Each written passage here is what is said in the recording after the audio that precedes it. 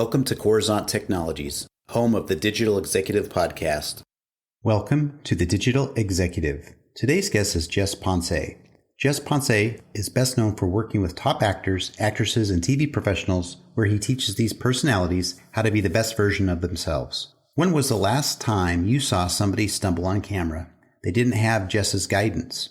Those who know how to answer questions swiftly with an impact are those who have benefited from Jess's guidance. Recognized as top media coach and branding expert, Jess Ponce uses laser-focused training to help professionals from all industries and walks of life strengthen their presentation, leadership, and media skills so they can shine when they need it most in any speaking arena. Well, good afternoon, Jess. Welcome to the show. Hey, Brian. Thank you for having me. I'm really excited to chat with you. Absolutely. This is exciting. And it's funny, I get really jazzed about these podcasts. I talk about people on here all the time. It's kind of the thing that makes my day. But you're in a really unique space. I wouldn't say unique, but you're doing a lot of coaching with actors and actresses, TV professionals. And this is what's really exciting. So I can't wait to hear your story and share that out with the world. So we're going to jump straight into the questions, Jess. You've got quite the career in TV and media. You're an entrepreneur, a speaker, and now you're the coach and speaker at Media 2x3. Could you share with our audience the secret to your career growth and what inspires you? And I don't know if there's any sort of secret sauce, but I know that for me, that along the way, there has been passion. And I started in television production back in the day, non-scripted, non-reality. And that meant a bunch of talk shows, entertainment, magazine shows, a lot of these shows which are coming back.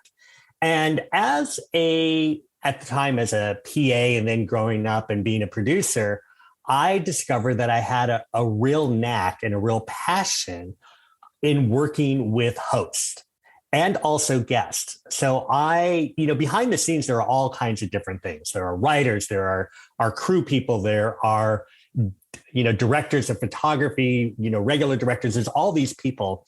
And what I really, was drawn towards is the idea of being a producer, but in particular, how people say things, how they articulate their message, how they come across camera.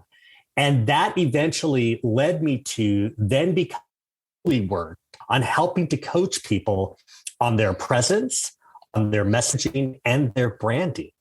And so it was an evolution. And what I discovered along the way is that my passion, or the thing that excited me the most, is what I should be doing. Because as an entrepreneur, and you know this, and you even intimated it right now about your passion for the podcast, is that when you are doing stuff, there are things that you have to do. Like we've all got to do a little bit of accounting, or everybody's thinking now that we're at the start of the year about doing taxes. So there are things we have to do. But at the end of the day, what makes you happy when you go to bed and say, hey, I did this. I had a breakthrough with this client. And so, I went from being just in production to helping experts and celebrities, actors, musicians, all different types of celebrities on their messaging when they would go on talk shows, to then helping corporate executives do presentations when they're in front of a room. I work with the TED organization. I mean, I'm living the dream because I get to help people find their words. That's awesome. That is awesome. At the end of the day, I'd say the main theme on this podcast, and I've talked to Silicon Valley CEOs, to startups, to founders, everybody around the world, right? Coaches, is at the end of the day, people want to help other people, and they do it in different ways. And I love what you're doing as far as helping people get along and be a better version of themselves. So thank you again for sharing that. Oh, my pleasure. You bet. So Jess, what was the single biggest business decision you had to make during this first year of the pandemic, and how different is your business strategy today? So I think when the pandemic first started, everybody, food, shelter, safety was the first thing that we all thought of for a week, because we didn't know what the heck was going to happen and how serious this was all going to be. And then everybody started holding their breath, because we thought that it would be a month, maybe 2 months. And then people began to pivot. And I think that there's a lot of us who adjusted what we were doing in person to becoming virtual. And there were a lot of people who were just forced to. The one thing out of all of this sort of change that I think really helped me was to abandon expectations. And what I mean by that is at a certain point, I stopped thinking about 6 months from now, or once the quote unquote, we reopen and we're able to go back into the office. Once that happens, whatever it is, it's sometime in the future that we have some expectation that things are going to go a certain way, whether that expectation is it's going to go back to normal, or the market's going to open up differently, or we're going to be able to charge more again, whatever that is, it can be very frustrating because when you have the expectations, and this is sort of like where our personal ideologies come into a professional stance, and that is expectations can lead to disappointments, or expectations can lead to frustration. And we are living in a world that will never be the same that it was in 2019. That's just a fact. Okay, embrace that. What can I expect? Well, the one thing I can expect is change. So does that mean I'm going to be virtual? Maybe. Does that mean I'm going to be in person? Maybe. Does that mean this client might go away? I don't know. But if we are working towards our passion and doing what we love to do and abandon the idea that there is going to be some point where things are going to go back or fit our expectation, then we can thrive. Thank you for sharing. And your story is amazing. Again, it shows someone that's got a lot of positive mental attitude and hope for the future, regardless of the unknown. And so thank you sharing your story around the pivoting during this. And Jess, so this is a technology platform, but we like to dig in just a little bit, no matter what your background, right? Are you leveraging any new or emerging technologies within your business? If not, maybe you found a cool tool or app that you can share with us today.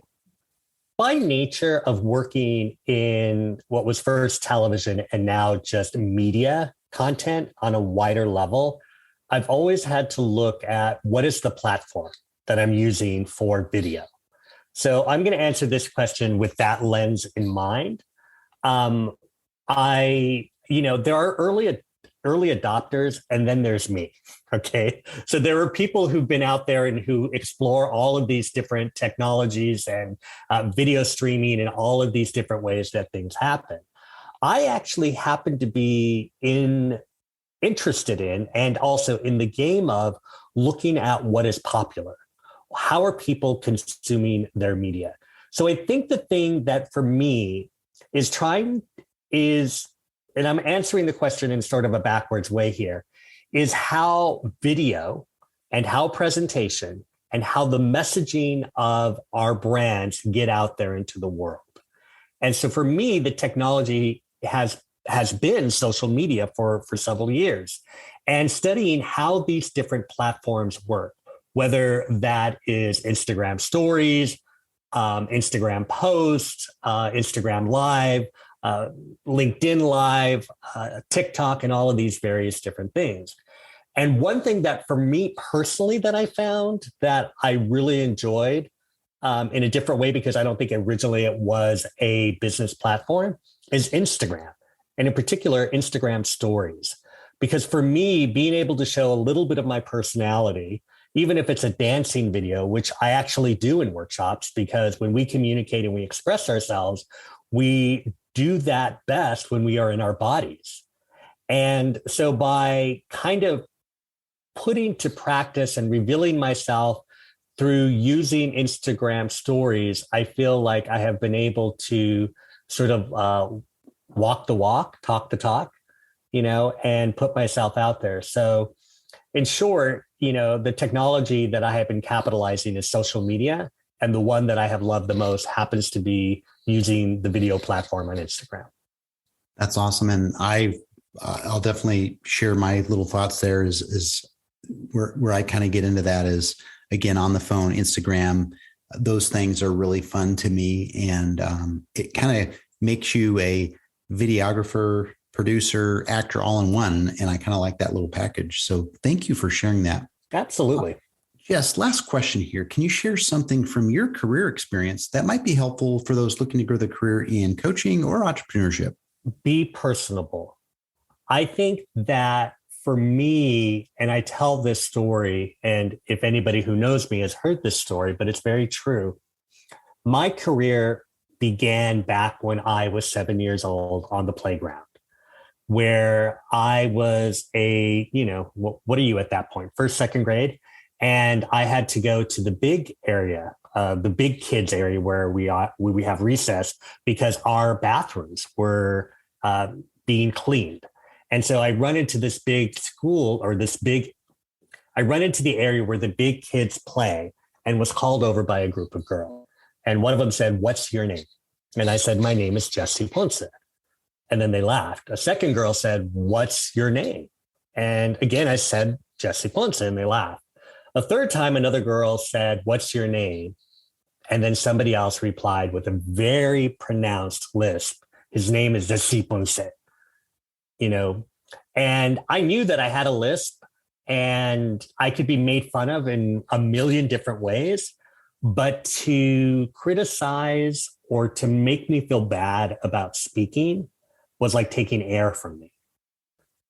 And since then, I started studying language in the way that we communicate and how we communicate with our body, our intonation, and also our words, and started studying language.